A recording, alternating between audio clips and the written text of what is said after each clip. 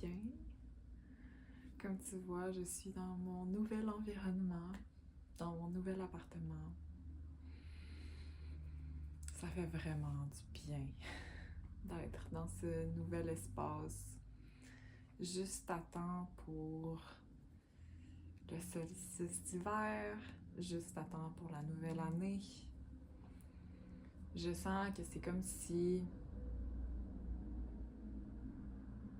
toute l'année 2025 en ce moment est en train d'être digérée dans mon système. Je ressens beaucoup de fatigue. Je ressens aussi vraiment cet appel à ralentir.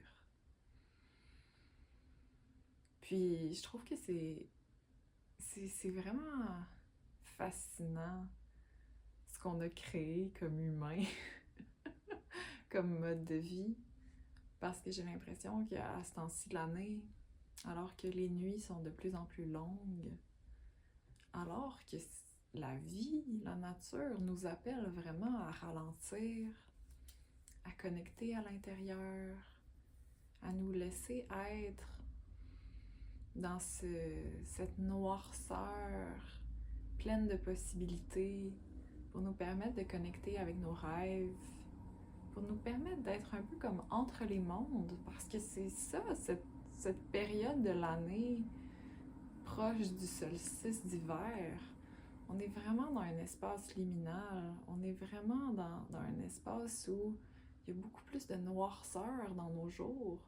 Puis la noirceur nous invite à connecter avec le mystère, à connecter avec le fait qu'il y a beaucoup de choses qu'on ne sait pas, puis un peu nous soumettre face à ce mystère-là. Mais je pense qu'en ce moment, on a créé plutôt un monde qui est un peu à contre-courant. Plutôt que de se soumettre au mystère, je pense qu'on a tendance à essayer de le catégoriser, de le comprendre. Je pense qu'on a peur du mystère collectivement. Donc, je sens qu'à ce temps-ci de l'année, c'est comme si on a tendance à comme combler le vide de la noirceur, avec nos préparatifs des fêtes, il y a comme une énergie un peu frénétique, je trouve, dans l'air à chaque année. Mais je pense que cette année, je le sens encore plus, ne serait-ce parce que moi, je me sens un peu à contre-courant de cette énergie-là, où je sens que mon corps m'appelle vraiment à me reposer, prendre du temps pour arriver dans ce nouvel espace, mais aussi arriver en moi-même, pour intégrer toutes les transformations que 2025 a entraînées. Puis je sais que je suis pas la seule à avoir eu une grosse année. 2025, collectivement, ça a été une année de transformation. Donc, je voulais partager aujourd'hui un rituel que je fais depuis, ça va être ma 3e année maintenant, que je fais autour du solstice d'hiver. Ce rituel-là s'appelle les 13 vœux, 13 wishes. Puis ça me vient de ma très chère amie Marielle, qui est allemande. Puis ça vient des traditions germaniques. Ce rituel-là, je l'aime tellement. Donc c'est vraiment un plaisir pour moi de partager ça aujourd'hui. Il y a toutes sortes de gens qui en parlent, donc vous pouvez aussi aller lire, aller écouter ce que d'autres personnes disent sur ce rituel-là. Moi, je vais transmettre celui que je fais, que je trouve qui est le plus adapté pour moi, mais je t'invite vraiment à voir ce que tu sens qui est adapté pour toi, puis à vraiment te laisser faire de ce rituel ton rituel. Donc vraiment à l'adapter à tes besoins, à toi, la personne que tu es. Parce que les rituels, on propose une marche à suivre, mais après ça, on peut toujours l'adapter. C'est pas vrai, en tout cas pour moi, qu'il n'y a aucune recette toute faite qu'il faut absolument suivre. On fait pas de la pâtisserie, là. on fait de la magie. Puis la magie qui est adaptée à toi, ben c'est la magie qui va être la plus puissante. Donc, ce rituel-là est quand même plutôt simple. Donc, moi, généralement, je le fais le soir du solstice, mais selon ton horaire, selon tes disponibilités, tu peux le faire quand tu veux. Tu peux le faire avant le solstice, quelques jours avant le solstice, quelques jours après le solstice. Je t'invite à vraiment connecter avec pour toi quel est le moment qui est le plus approprié, où tu sens que tu as l'espace pour prendre un moment dans ta vie, pour te connecter à toi-même et faire ce rituel qui est plutôt simple. Je t'invite à écrire 13 vœux que tu aimerais qui se réalisent pour la prochaine année. Moi, souvent, en sachant que je vais faire ce rituel-là, je commence à y penser d'avance. Comme là, tu vois, j'ai déjà commencé à penser à mes vœux. Mais il y a des années où j'ai pas nécessairement pensé, puis je suis juste arrivée, j'ai pris un moment, ça n'a pas besoin d'être long non plus. Puis, j'ai écrit mes 13 vœux que je voulais pour l'année. Je t'invite, quand tu écris tes vœux, à vraiment te connecter avec l'essence de ce que tu veux ressentir, plus que nécessairement avec des événements précis. Comme par exemple, si tu rêves de... je sais pas, par exemple, d'habiter dans un nouvel endroit. Plutôt que dire, imaginons, une liste d'épicerie de tout ce que tu veux, tu peux écrire peut-être j'habite dans un endroit qui me fait me sentir bien avec moi-même, où je peux respirer, ou peu importe ce que tu désires ressentir dans ton endroit. Même chose par exemple avec ton travail.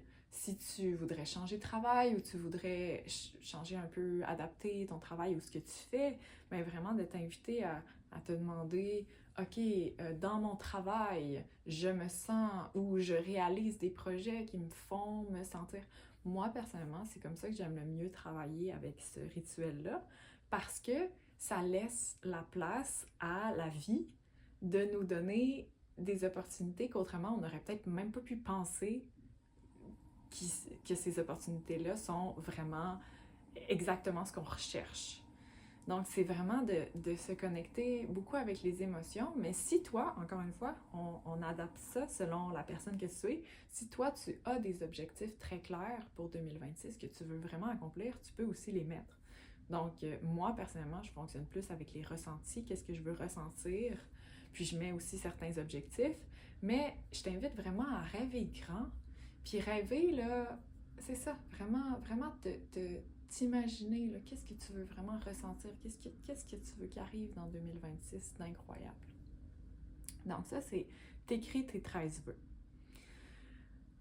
Une fois que tu as écrit tes 13 vœux, tu coupes ton papier où tu as écrit tes 13 vœux, tu coupes chacun de tes vœux, puis tu le plies, puis tu les mets dans un petit pot ensemble. Donc tu finis avec un petit pot avec tes 13 vœux qui sont pliés, que tu peux pas voir quel vœu est quel. Et c'est fini. Donc la première étape, c'est vraiment juste t'écris 13 vœux, puis t'es mets dans un petit pot. Ensuite, à chaque jour, pendant 12 jours, une fois le lendemain que tu as écrit tes vœux, tu piges un vœu dans ton petit pot. Puis ce vœu-là, tu le piges, tu ne le regardes pas, tu ne le lis pas, puis tout de suite, tu vas le brûler. D'une façon sécuritaire, bien sûr. Moi, je brûle ça au-dessus de la toilette. Là. L'année passée, j'avais fait ça au-dessus de la toilette. L'important, c'est pas nécessairement d'en faire une grande cérémonie. Si tu as envie, encore une fois, tu le fais. Mais le plus important, c'est juste de connecter avec ce vœu-là, que tu ne lis pas. Puis de remercier la vie, d'en prendre soin. Parce que c'est ça l'objectif. C'est dans le fond, tu as écrit 13 vœux, mais il y en a 12 vœux que pendant 12 jours, tu vas piger puis que tu vas brûler. Puis ça, c'est vraiment un acte que la vie te dit, ce vœu-là, on s'en charge. Inquiète-toi pas. T'as pas besoin de chercher à contrôler, t'as pas besoin de chercher à affecter avec ta volonté que ce vœu-là, il se réalise. La vie le prend en charge pour toi. Donc c'est vraiment ça. Pendant 12 jours, tu piges un vœu, tu brûles le vœu, puis tu remercies la vie de prendre en charge ce vœu-là. Puis après la 12e journée, on est rendu à la 13e journée, mais là, il te reste un vœu dans ton petit pot. Celui-là, tu le prends, tu le lis, c'est le seul que tu lis. Puis ce vœu-là, ça veut dire que c'est toi qui es en charge qui se réalisent. Donc, de tes 13 vœux que tu as écrits, il y en a 12 qui sont pris en charge par la vie, mais il y en a un que c'est comme ton travail pour l'année à venir. C'est ta responsabilité. C'est à toi de tendre vers ce vœu-là. Puis tu vas voir, la vie va aussi t'envoyer des expériences pour t'aider à travailler sur ce vœu-là. Comme par exemple, moi, l'année passée, mon 13e vœu, donc le vœu dont j'étais en charge, c'était de bâtir en moi-même une confiance envers la vie et moi-même, de vraiment me maintenir dans mon être la fréquence la plus élevée de la confiance et de la paix. C'était le vœu dont j'étais en charge. Je savais d'ailleurs que ça serait lui dont je serais en charge. J'en étais certaine. Et en effet, ça a été celui-là. Donc pendant toute l'année, j'ai travaillé. Comment est-ce que je peux cultiver cette fréquence de paix et de confiance en moi? Comment est-ce que je peux vraiment l'enraciner pour qu'elle fasse juste partie de qui je suis? Puis la vie m'a envoyé des expériences pour m'aider à bâtir cette fréquence-là en moi, pour me permettre de travailler sur cet entraînement-là. Puis je peux vraiment voir que maintenant que l'année se termine, ben ma fondation de confiance et de paix est inébranlable maintenant.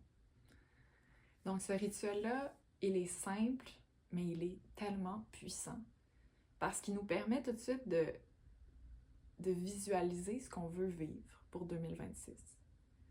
Mais aussi et surtout de lâcher prise de ce qu'on veut. Puis de faire confiance que la vie veut autant que nous que nos rêves se réalisent. Puis ensuite de concentrer notre volonté sur une seule chose pendant 1 an.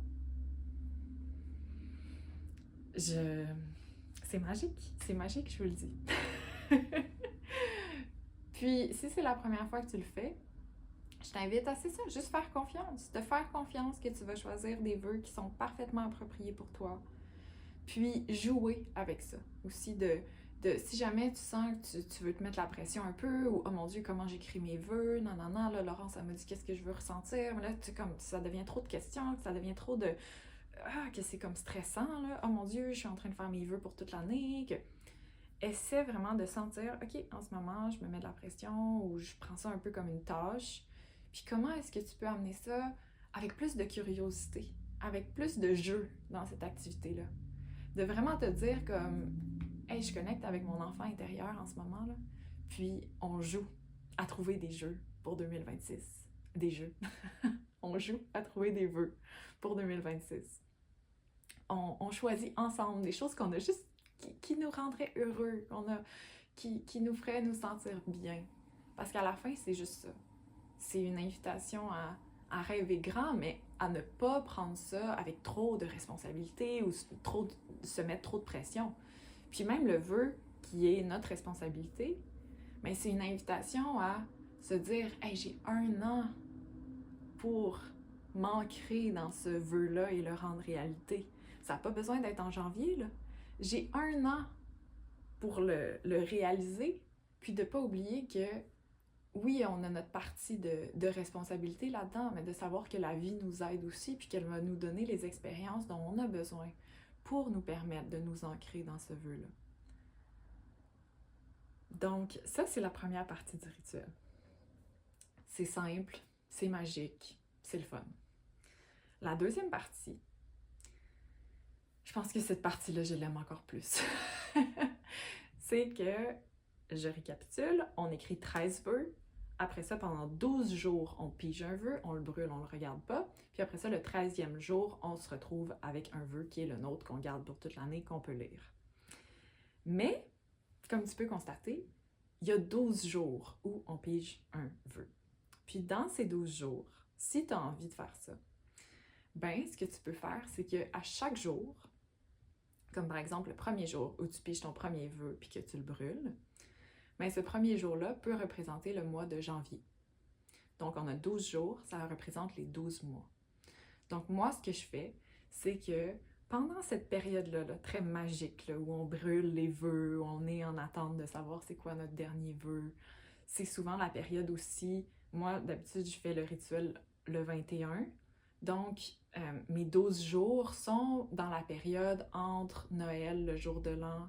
C'est une période souvent de l'année où nos horaires habituels sont un peu bouleversés, où on est justement dans des moments où on passe du temps en famille, où on est en congé, où on fait des choses un peu différentes. Donc, c'est un moment idéal de pratiquer notre divination. C'est-à-dire que ce que je fais, c'est que moi, comme le premier jour, ben c'est le mois de janvier. Donc, ça représente mon mois de janvier de l'année 2026. Donc, ce que je vais faire, c'est que j'ai un cahier, puis je vais écrire janvier. Puis pendant cette journée-là, souvent, ben, je vais piger une carte d'un oracle ou un tarot. Des fois, je vais en piger plusieurs. Je vais vraiment y aller avec qu'est-ce que je sens pour cette journée-là.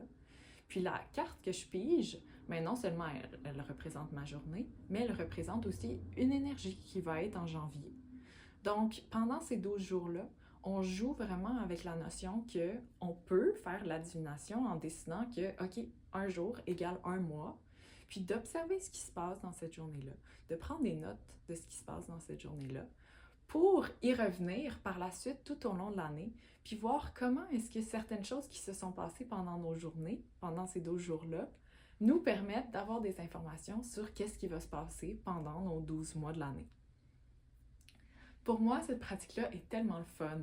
C'est un cadeau que je me fais à moi-même de justement entrer en relation, entrer en connexion avec les mystères de la vie. Parce qu'on s'entend que pour un esprit scientifique, c'est comme, ben voyons donc, une journée égale un mois. Comment est-ce que une journée entre Noël et le jour de l'an peut représenter après ça l'énergie qu'il va avoir pendant un mois? C'est comme, ça semble complètement sorti de nulle part, n'est-ce pas?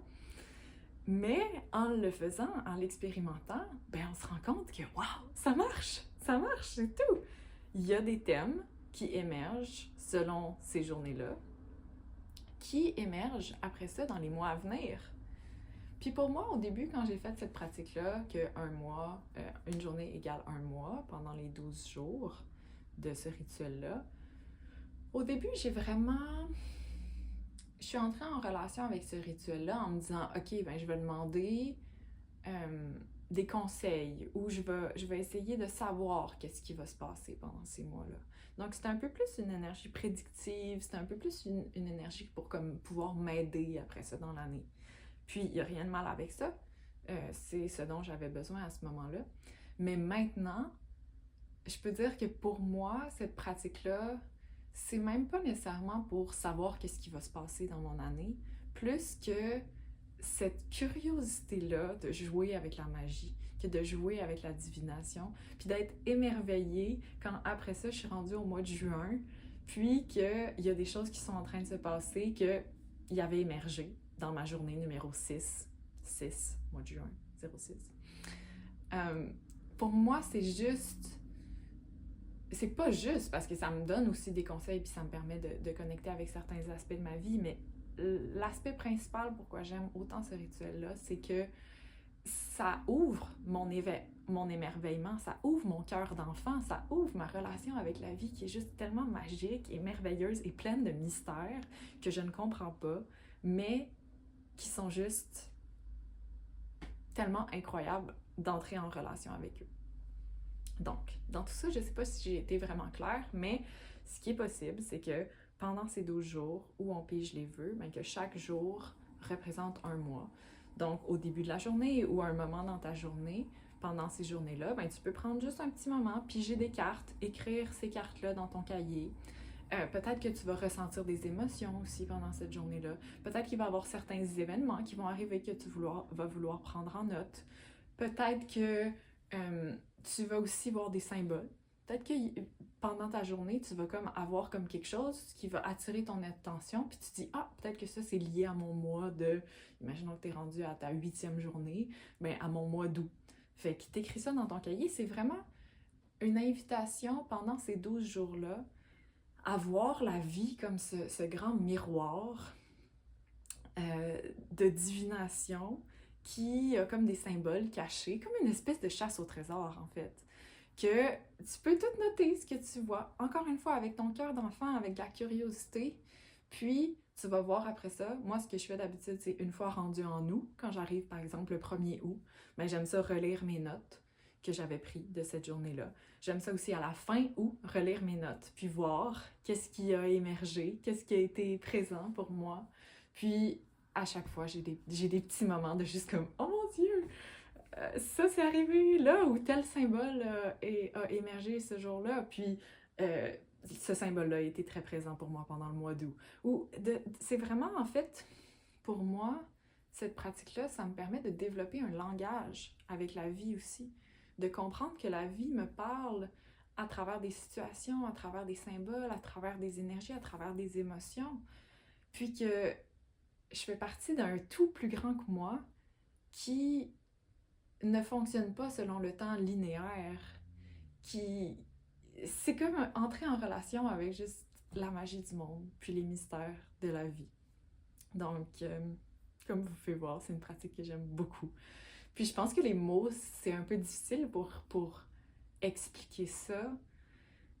C'est pour ça que je t'invite à juste, si ça t'intéresse, à juste expérimenter, à tester cette pratique-là, à prendre des notes pendant tes 12 jours, à brûler tes petits vœux, à voir c'est quoi ton vœu qui émerge pour l'année à venir, qui va être ta responsabilité, puis juste voir comment est-ce que le mystère après ça entre dans ta vie, comment est-ce que la magie commence à jouer avec toi, puis avec la vie. Puis c'est vraiment juste une invitation à développer tes propres expériences avec ça. Parce que je pense qu'il n'y a pas de mots qui peuvent remplacer la puissance de l'expérience. Alors voilà, n'hésite pas si tu as des questions par rapport à ce rituel-là. N'hésite pas aussi, si tu le fais, à m'envoyer des petites notes tout au long de l'année. Moi, j'adore ça. Donc, ça va vraiment être un plaisir de connecter avec toi là-dessus. Et voilà. Je te souhaite un très beau solstice d'hiver, puis une très belle fin de l'année. Je te souhaite beaucoup de douceur dans cette fin d'année, puis plein d'amour.